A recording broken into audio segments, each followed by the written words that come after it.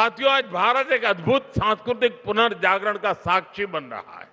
अयोध्या में राम मंदिर का पुनर्स्थापन, काशी विश्वनाथ धाम का भव्य पुनरुद्धार और उज्जैन में महाकाल महालोक का विस्तार, ये सब हमारे राष्ट्र की उस जागरूकता को प्रकट करते हैं जो अपनी आध्यात्मिक धरोहर को नई शक्ति के साथ उभार रही है। बिल्कुल नहीं, India is the 5th largest country economically और एशिया को जो है ना वो अब डोमिनेट कर रही है इकोनॉमिकली और पॉलिटिकली। तो इंडिया से पंगा लेना जो है ना उसको बहुत महंगा पड़ेगा। इट्स नॉट इजी बिकॉज अगर हम देखें हम भी इंडिया से पंगा ले रहे हैं तो हम कहाँ पे खड़े हैं।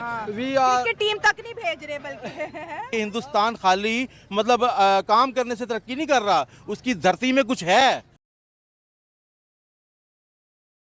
গোটা বিশ্বে সকল ধর্মের মধ্যে সনাতন ধর্ম হলো এক এমন ধর্ম যা সত্য, অহিংসা, ক্ষমা, দয়া এবং মানবতার মতো উচ্চ কর্ম করা শেখায়। ইতিহাসে এরকম অনেক ঘটনার উল্লেখ আছে যেখানে হিন্দু ধর্মের ওপর আক্রমণ করা হয়েছিল। বিভিন্ন বহিরাগত শক্তির দ্বারা বারংবার ক্ষতিগ্রস্ত হয়েছে সনাতন ধর্ম। তারপরেও হিন্দু ধর্মের শিকড় আগের মতোই মজবুত রয়েছে, যা কোনোদিন মিটে যায়নি আর কোনোদিন মিটবেও না, কারণ এটা ভাগবত শাশ্বত ধর্ম, সর্বোপরি সত্যবাদিতার ধর্ম, যাকে কোনো মানুষ বানায়নি, বানিয়েছেন স্বয়ং ঈশ্বর। অনেক মানুষই মনে করেন যে হিন্দু ধর্ম শুধু ভারতেই রয়েছে, কিন্তু এটা সত্য নয়।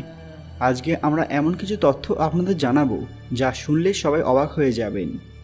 পুরী মঠের শঙ্করাচার্য নিশ্চলানন্দ সরস্বতী এক এমন কথা বলেছেন যা শুনে বিরোধীরাও স্তব্ধ হয়ে গেছেন।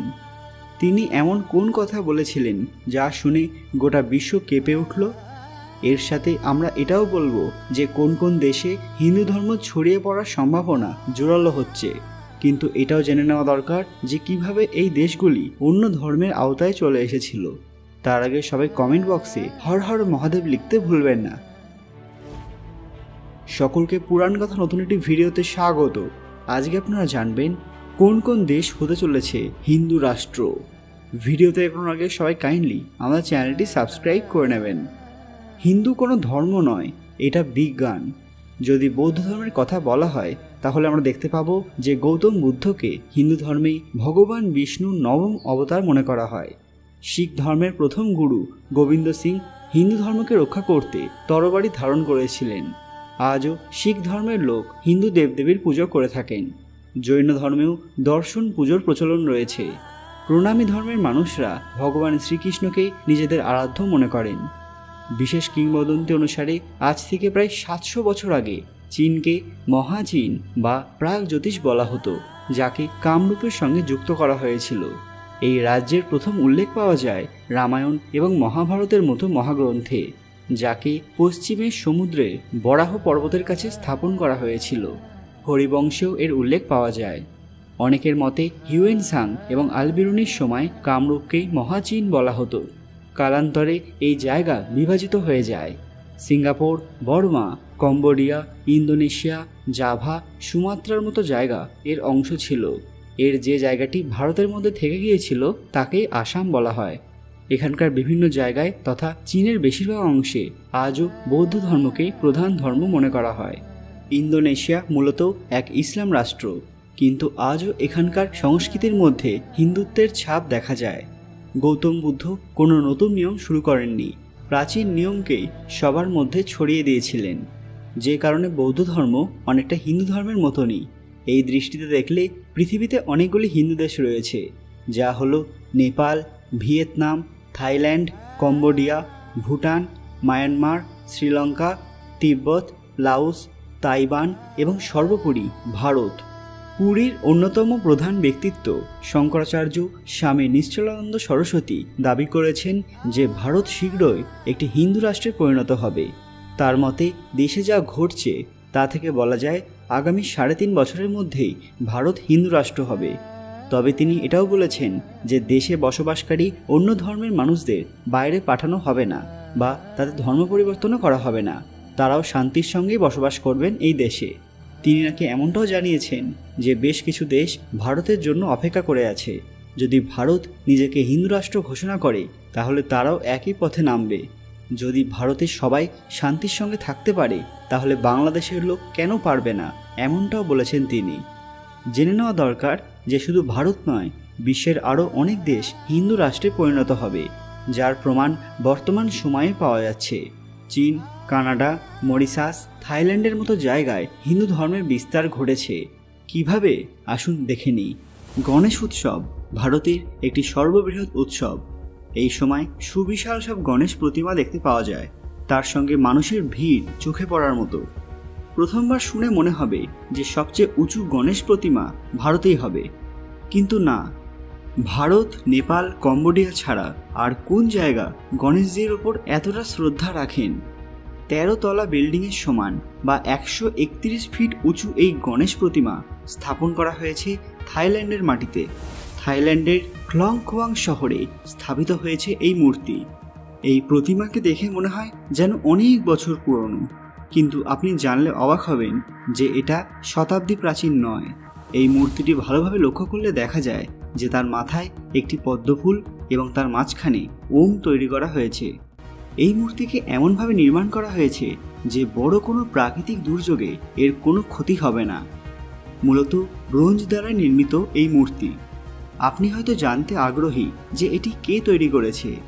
এজন্য অযোধ্যা, অর্থাৎ এখানকার স্থানীয় ভাষায় যাকে আয়োধ্যা রাজ্য বলে, সেই সম্পর্কে বিস্তারিত পড়তে হবে।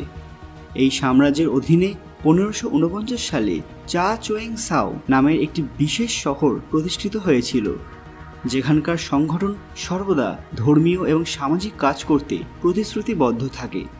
থাইল্যান্ডের সংস্কৃতি নিয়ে আজও বিভিন্ন প্রশ্ন শুনতে পাওয়া যায়, কারণ এখানকার বেশিরভাগ মানুষ বৌদ্ধ, কিন্তু তারা হিন্দু সংস্কৃতিকে এক অন্য মাত্রায় নিয়ে যাচ্ছেন। এই দেশে অজস্র হিন্দু প্রতীক রয়েছে, যেমন এখানকার এয়ারপোর্টের নাম সুবর্ণভূমি এয়ারপোর্ট, যার ভেতরে রয়েছে সমুদ্র মন্থনের ছবি তথা মূর্তি। শতাব্দীর পর শতাব্দী ধরে থাইল্যান্ডে হিন্দু সভ্যতার বিকাশ ঘটে। যদিও সংখ্যা গরিষ্ঠতার দিক থেকে থাইল্যান্ড হিন্দু দেশ ছিল না, কিন্তু এর ওপর হিন্দু ধর্মের এক বড় প্রভাব রয়েছে, যা ধীরে ধীরে আরও বৃদ্ধি পাচ্ছে, কারণ এখানকার শিকড়েই রয়েছে হিন্দুত্ব। ভগবদ্গীতা মানুষ পড়তে চাইতেন না, কিন্তু বর্তমানে আমেরিকার মানুষ সবচেয়ে বেশি পরিমাণে হিন্দু ধর্মকে আপন করে নিচ্ছেন।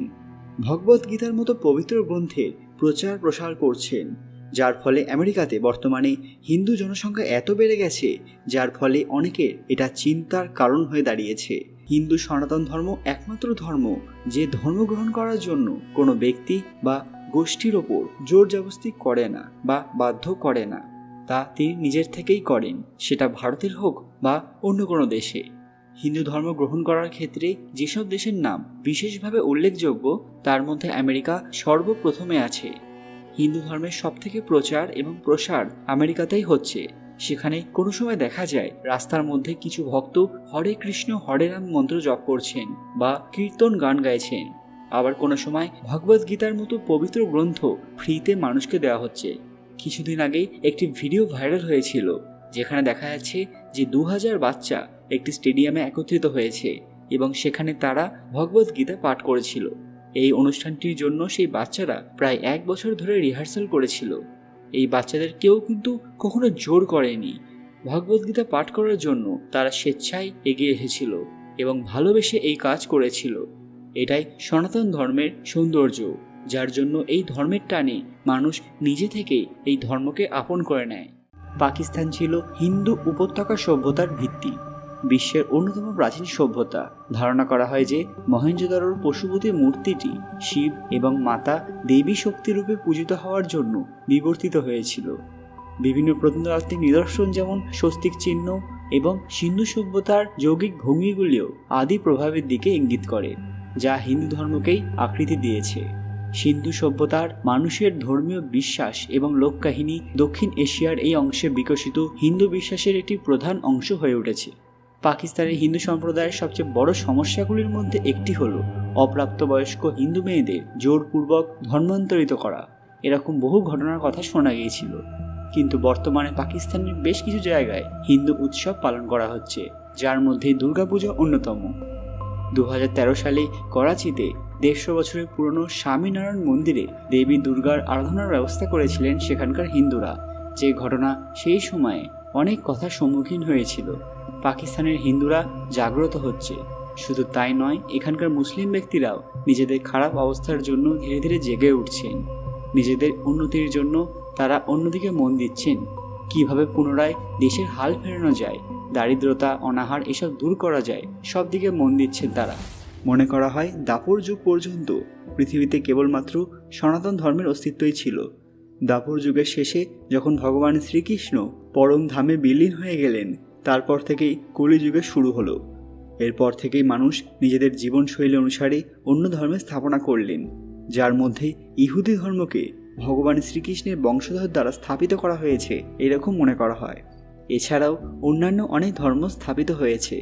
অস্ট্রেলিয়ায় হিন্দু ধর্ম দ্রুত ছড়িয়ে পড়ছে। এর পেছনে কারণ কি? কিছু বছর ধরে শোনা যাচ্ছে যে আমেরিকা, রাশিয়া, জাপান, অস্ট্রেলিয়াতে বর্তমানে হিন্দু সনাতন ধর্ম খুব দ্রুত হারে ছড়িয়ে পড়েছে। অস্ট্রেলিয়াতে সম্প্রতি একটি ঘটনা ঘটেছে। প্রত্যেক 5 বছর অন্তর অস্ট্রেলিয়াতে জনগণনা করা হয়। 2016 সাল এবং পরবর্তী 2021 সালের মধ্যে তুলনামূলক আলোচনা করলে দেখা যায় অস্ট্রেলিয়ায় হিন্দুদের সংখ্যা খুব দ্রুত হারে বৃদ্ধি পেয়েছে। যদিও অস্ট্রেলিয়ায় খ্রিস্ট ধর্মাবলম্বী মানুষের সংখ্যা এখন সবথেকে বেশি, কিন্তু তা প্রতিদিন কমে আসছে। যেখানে অন্য ধর্মের মানুষের সংখ্যা দ্বিতীয় স্থানে রয়েছে, যারা কোনো ধর্মকেই মানেন না। প্রতি বছর কয়েক লক্ষ ট্যুরিস্ট ভারতে বেড়াতে আসেন। তাদের সবচেয়ে পছন্দের জায়গাগুলি হলো হিন্দু দেবদেবীর মন্দির। এছাড়া বিদেশেও বহু হিন্দু মন্দির নির্মাণ করা হয়েছে। আশা করা যায় ভবিষ্যতে পুরো পৃথিবীতে একটি মাত্র ধর্মই থাকবে, যা হলো হিন্দু সনাতন ধর্ম। সবাই গর্বের সঙ্গে কমেন্ট বক্সে হর হর মহাদেব লিখতে ভুলবেন না। আজকের ভিডিওটি অবশ্যই লাইক করবেন এবং সবার সাথে শেয়ার করবেন, যাতে প্রত্যেক মানুষ এই দরকারি ভিডিওটি দেখতে পারেন।